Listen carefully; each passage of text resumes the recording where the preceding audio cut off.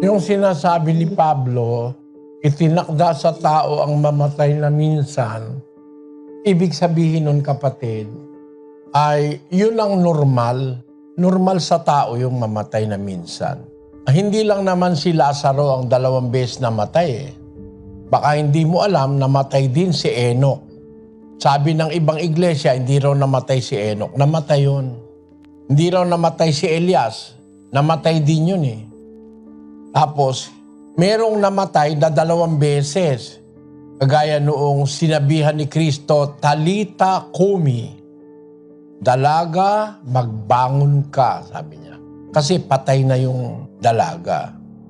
Marami pang iba na binuhay ng mga apostol, kagaya ni Eutico. Nahulog sa bintana, pagkahulog patay. Pero nabuhay siya dahil binuhay siya ni Pablo. Maraming ganon, hindi lang isa, hindi lang si Lazaro. Pero ang normal, ang ibig sabihin, yun ang pangkalahatan. A-apply sa lahat. Ang tao mamamatay na minsan. Meron kasi tayong dapat maintindihan na sinabi ng Diyos, pero hindi a-apply sa lahat. Meron tinatawag na exception.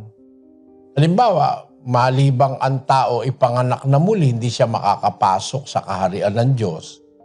Mapanganak siya ng tubig at ng espiritu.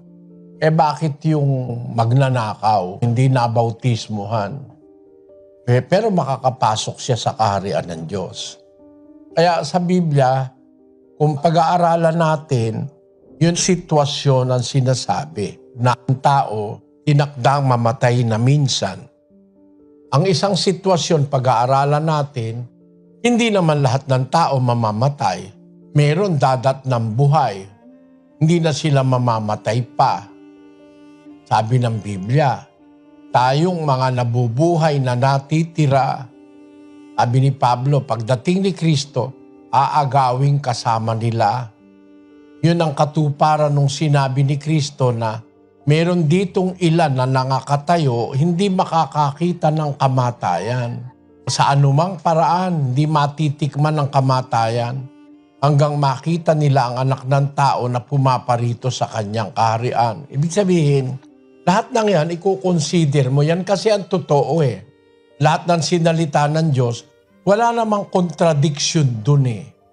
Totoo naman na itinakda ng Diyos sa tao mamatay na minsan eh. Basahin mo nga sis Luz. At kung paanong itinakda sa mga tao ang mamatay na minsan at pagkatapos nito ay ang paghuhukom. Ang nagiging problema, yung isipin natin, ayaw nating tingnan yung talata. Wala namang nakalagay sa talata kung paanong itinakda sa lahat ng mga tao na mamatay na minsan. Wala namang sa lahat eh. O kaya kung makakita ka ng exemption, tama pa rin yun. Di ba? O kaya meron tao, 2 beses mamamatay. At meron tao, hindi naman mamamatay hanggang dumating si Kristo. O kaya tama pa rin yan na nanatiling hindi matututulan kasi itinakda sa mga tao. Hindi naman sinabing itinakda sa lahat ng tao.